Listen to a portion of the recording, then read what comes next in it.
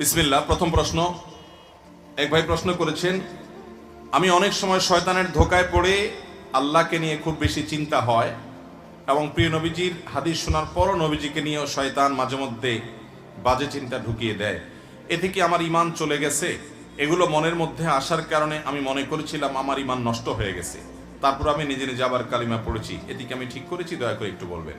ভাইরা আমার, এই ব্যাধিটা এত ব্যাপক আকার ধারণ করেছে, আমাদের অনেক ভাই বোন আছেন যারা এই একই প্রশ্ন আমাদের কাছে করেন যে তাদের মনে আল্লাহকে নিয়ে বাজে চিন্তা আসে, আল্লাহ সম্পর্কে নোংরা চিন্তা ভাবনা আসে, নবী সাল্লাল্লাহু আলাইহি সম্পর্কে বাজে চিন্তা আসে।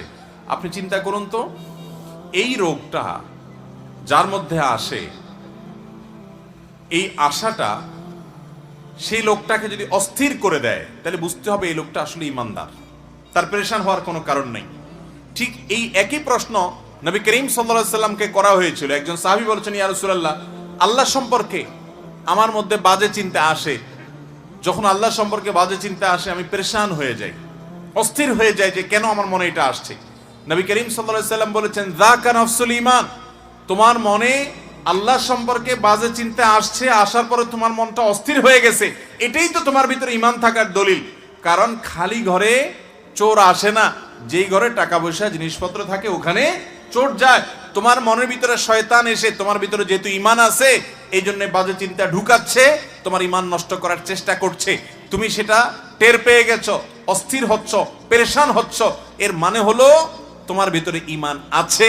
এটা ঈমান থাকার প্রমাণ, তোমার টেনশনের কারণ নাই, বরং আল্লাহ শুকর আদায় করবা আর এটাকে একেবারেই আমলে নিবা না।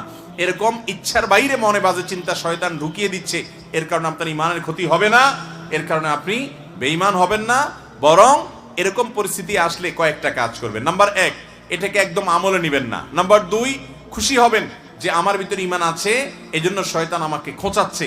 কোনো অমুসলিম, কোনো ভিন্ন ধর্মের অনুসারী কিংবা কোনো নাস্তিক জীবনে এই কথা বলবে না যে তার মনে এরকম হঠাৎ হঠাৎ বাজে চিন্তা আসে, কারণ ওর ভিতরে তো ঈমানই নাই। শয়তান তার কাছ থেকে ঈমান ছিনায় নেওয়ার চেষ্টাই করবে না। শয়তানকে আমরা দেখি না, গোটা কোরআন জুড়ে সবচেয়ে বেশি সাবধান করা হয়েছে আমাদেরকে শয়তানের ব্যাপারে। আদুউন মুবিন আল্লাহ তাআলা বলেছেন, সেই শয়তান সম্পর্কে আমাদের ধারণাই নেই, আমরা জানি না। আমাদের রগে রগে সে ঢুকতে পারে, ইন্নাশ শায়তানা ইয়াজরি আহাদাকুম মাজরাদ দাম, আমাদের রক্ত প্রবাহের সাথে মিশে যেতে পারে, আমাদের উপরে প্রভাব বিস্তার করে, বাজে জল্পনা কল্পনা তৈরি করে, খারাপ পথে নেওয়ার জন্য আমাদের মনের ভিতরে প্রভাব সৃষ্টি করে শয়তানে। এই শয়তান সে কিন্তু কোনো ওই যে শয়তানের অনুসারী, শয়তানের গোলামের মধ্যে পাবেন না, তার মধ্যে শয়তান থাকে না। ঈমানদারের মনে বাজে চিন্তা আসে, এই কথা চিন্তা করে আল্লাহ শুকর আদায় করবেন। তাহলে প্রথম কাজ হলো এটাকে পাত্তা দিবেন না, এর কারণে আপনার ঈমান ক্ষতি হবে না। দ্বিতীয় কাজ হলো আল্লাহ শুকর আদায় করবেন, আমার মধ্যে ঈমান আছে দেখেই আমার মধ্যে এগুলো আসছে, নবীজি বলেছেন সেটা। নাম্বার 3, এরকম বাজে চিন্তা আসলে আমানতু বিল্লাহি ওয়া রাসূলিহি, এটা পড়বেন, আমানতু বিল্লাহি ওয়া রাসূলিহি, আমি আল্লাহ এবং তার রাসূলের প্রতি ঈমান আনলাম। এটা বললে দেখবেন যে মন থেকে শয়তান দূর হয়ে গেছে। আর 4 নম্বর কাজ হলো বাম দিকে প্রতীকী থুতু নিক্ষেপ করবেন, বাম দিকে।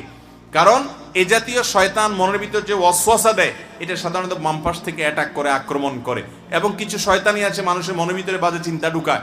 এই জাতীয় শয়তান থেকে পানা চাওয়ার জন্য বাম দিকে থুতু থুতু করে এরকম 3 বার ফেলবেন, থুতু ফেলবেন না, জাস্ট প্রতীকী থুতু। তাহলে এই কাজগুলো যদি করেন, সেই সাথে আল্লাহর কাছে সবসময় পানা চাইবেন। ভাইরা আমার, আমরা এমন একটা সময় আছি, আখিরি জামানা, চতুর্দিক থেকে ফিতনা, ঈমান ধরে রাখা জ্বলন্ত কয়লা হাতে রাখার চাইতে কঠিন হবে। সেরকম একটা সময় আমরা অনেকটা পার করছি ভাইরা। এক একভাবে এক একজনের ঈমান নষ্ট হয়ে যাবে।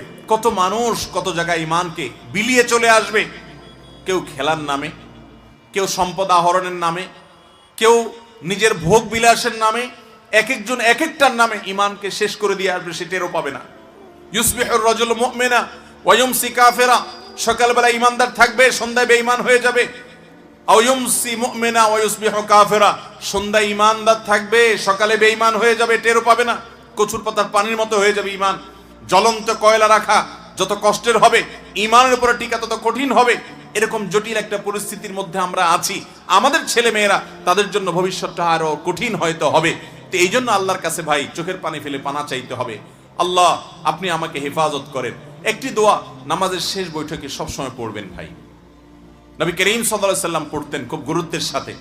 দোয়ায়ে মাসুরার জায়গায় আল্লাহুম্মা ইন্নী যালামতু নাফসি যুলমান কাসীরা যেটা আমরা পড়ি, এটাও হাদিসে আছে।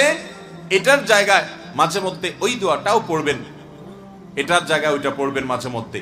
নবী সাল্লাল্লাহু আলাইহি ওয়াসাল্লাম পড়তেন আল্লাহুম্মা ইন্নী আউযু বিকা মিন আযাবিল কবর, আল্লাহুম্মা ইন্নী আউযু বিকা মিন আযাবি জাহান্নাম ওয়া মিন আযাবিল কবর ওয়া আউযু বিকা মিন ফিতনাতিল মাহইয়া ওয়াল মামাত ওয়া আউযু বিকা মিন শাররি ফিতনাতিল মাসীহিদ দাজ্জাল। চারটা জিনিস থেকে নবী সাল্লাল্লাহু আলাইহি ওয়াসাল্লাম পানা চাইতেন। জাহান্নাম থেকে পানা চাইতেন, কবরের আযাব থেকে পানা চাইতেন, জীবন এবং মরণের ফিতনা থেকে। দুনিয়াতে যত রকমের ফিতনা আছে, এই যে মনের ভিতরে বাজে চিন্তা ঢুকাচ্ছে শয়তান, একটা ফিতনা, এই ফিতনা থেকে পানা চাইতেন।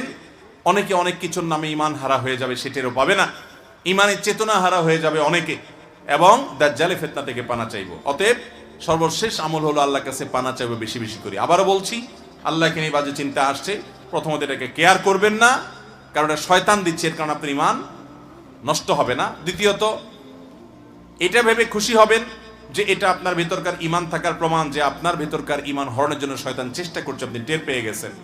নবী সাল্লাল্লাহু আলাইহি সাল্লাম এর হাদিস অনুযায়ী যাকা নফসুল ঈমান, এটাই ঈমানের আলামত।